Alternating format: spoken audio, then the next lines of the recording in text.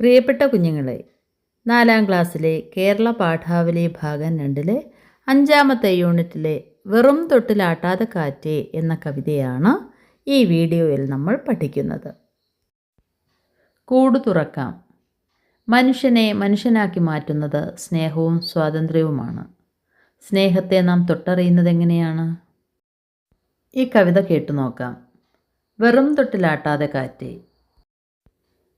ഉറക്കത്തിലാണെൻ്റെ കുഞ്ഞ്, കിടക്കുന്നീതെന്നോടു ചേർന്ന്, തുറന്നേയിരിക്കുന്നു ചുണ്ട്, നുണയ്ക്കുന്ന പാലും മറന്ന്. തഴയ്ക്കും മുടിക്കാട്ടിനുള്ളിൽ മുളയ്ക്കും വിയർപ്പിൻ്റെ തുള്ളി, ഒഴുക്കായി വഴിച്ചാലൊതുക്കി ചെവിക്കുമ്പിളിൻ മുമ്പിലെത്തി. ജനൽ ചില്ലമേൽ വന്നിരുന്ന് കുളിർ കൂകലാലൊന്നു വീശ്, കുയിൽ കുട്ടി നീയൊന്നു കൂട്, കുറഞ്ഞോട്ടെ വെയിലിന്നു ചൂട്. അനക്കാതടർത്തുമ്പോഴെന്നെ മുറുക്കെ പിടിക്കാതെ പൊന്നെ, വിതുമ്പിത്തുടങ്ങുന്നു പയ്യേ, തുടത്താളമാകാവോ കയ്യേ. ആര്യാംബികയുടെ കാട്ടിലോടുന്ന തീവണ്ടി എന്ന കൃതിയിലെ കവിത. കവിതയുടെ ആശയം നോക്കാം. അമ്മയുടെ മാറോട് ചേർന്നുറങ്ങുന്ന കുഞ്ഞിനോടുള്ള വാത്സല്യമാണ് ഈ കവിതയിൽ പ്രതിപാദിച്ചിരിക്കുന്നത്. പാല് കുടിക്കുന്നതിൻ്റെ ഇടയിൽ കുഞ്ഞുറങ്ങിപ്പോകുന്നു. കുഞ്ഞിൻ്റെ വായ തുറന്നു തന്നെ ഇരിക്കുന്നു. തലമുടി ചുരുളുകൾക്കുള്ളിൽ മുളയ്ക്കുന്ന വിയർപ്പ് തുള്ളികൾ ഒഴുകി ചെവിക്കരികിലെത്തുന്നു. ജനൽ ചില്ലയിൽ വന്നിരുന്നു കൂകുന്ന കുയിലിനോട് കുളിർ കൂകലാൽ വെയിലിൻ്റെ ചൂട് ശമിപ്പിക്കാനും കവി ആവശ്യപ്പെടുന്നു. കുഞ്ഞിനെ ഉണർത്താതെ അമ്മ എഴുന്നേൽക്കാൻ ശ്രമിക്കുമ്പോൾ കുഞ്ഞമ്മയെ മുറുക്കെ പിടിക്കുകയും വിതുമ്പാൻ തുടങ്ങുകയും ചെയ്യുന്നു. അപ്പോൾ അമ്മ പതുക്കെ കൈകൊണ്ട് കുഞ്ഞിൻ്റെ തുടയിൽ തട്ടി ഉറക്കുന്നു.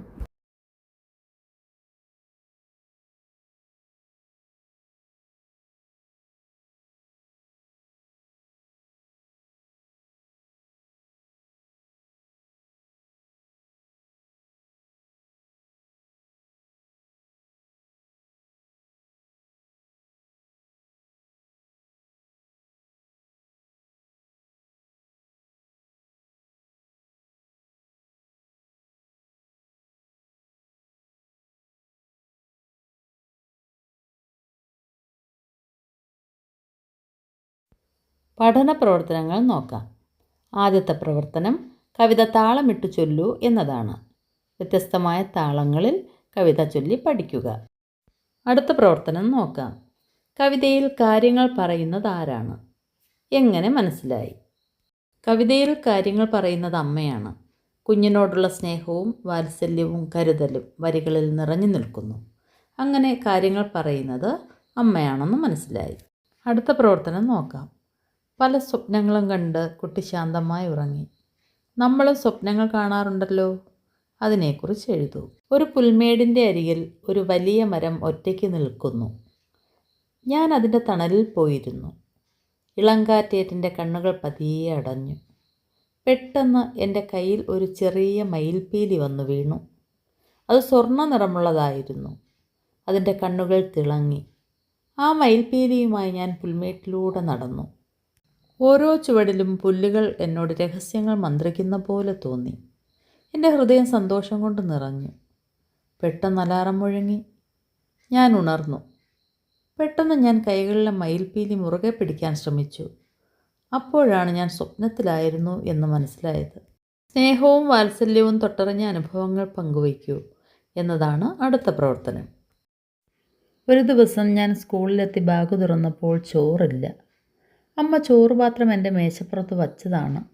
ഞാനത് എടുക്കാൻ മറന്നു. ഇനി എന്തു ചെയ്യും?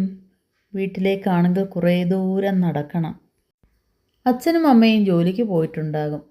എന്ന് വിശന്നിരിക്കേണ്ടി വരും. എനിക്കത് ഓർക്കാൻ കൂടി കഴിഞ്ഞില്ല. ഉച്ചഭക്ഷണത്തിനുള്ള ബെല്ലടിച്ചപ്പോൾ എല്ലാവരും കൈ കഴുകാൻ പോയി. ഞാൻ വരാന്തയിലേക്ക് ഇറങ്ങി പുറത്തേക്ക് നോക്കിയപ്പോൾ അമ്മ വെയിലത്ത് നടന്നു വരുന്നു. വിഷമിച്ചു നിന്ന എൻ്റെ അടുത്തേക്ക് അമ്മ ചോറുപാത്രം നീട്ടി. എനിക്കപ്പോൾ വളരെ സന്തോഷം തോന്നി. അമ്മയുടെ കരുതലും സ്നേഹവും എന്നെ വല്ലാതെ വീർപ്പുമുട്ടിച്ചു.